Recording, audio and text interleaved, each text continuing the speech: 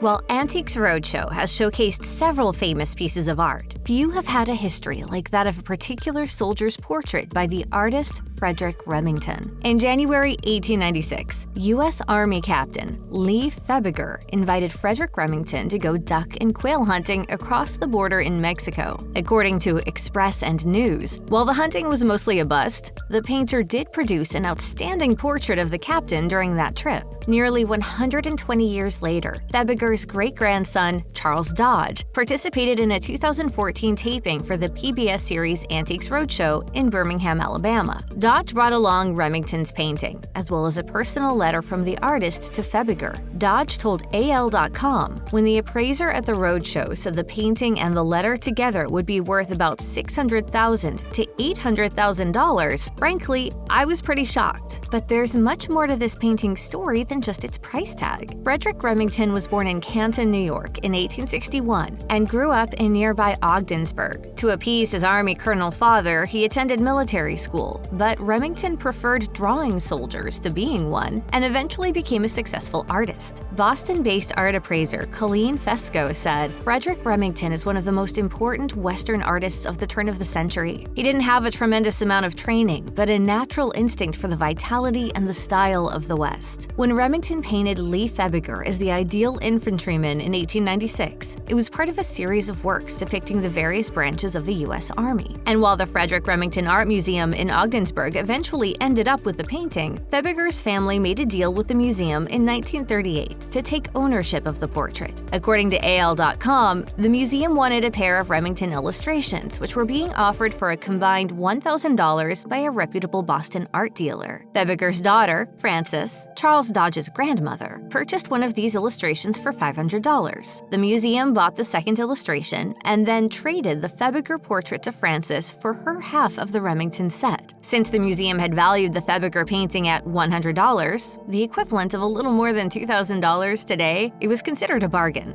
A good deal. A good deal. However, when the two illustrations were discovered to be fakes in the early 1970s and were placed in the museum's basement, the history of the sale seemed to go with them. But after the Febbiger painting appeared on Antiques Roadshow at the end of March 2015, Laura Foster, the director of the Frederic Remington Art Museum at the time, uncovered original museum documents from 1938 discussing the trade and managed to connect the dots. Foster later told AL.com, "Remington has always been a great target for fakes and forgeries. We don't know if anybody in this chain, except the maker, ever knew that these were not legitimate Remingtons." But the authenticity of the Febbiger portrait has never been in doubt, with Dodge claiming that sometime in the 1960s, the painting's reappraised value had gone up to $7,500. And as Remington's reputation and the value of his art continued to grow, the portrait's worth ballooned by hundreds of thousands of dollars by 2015. Colleen Fesco explained during the Antiques Roadshow episode, "He really is an iconic figure in American painting,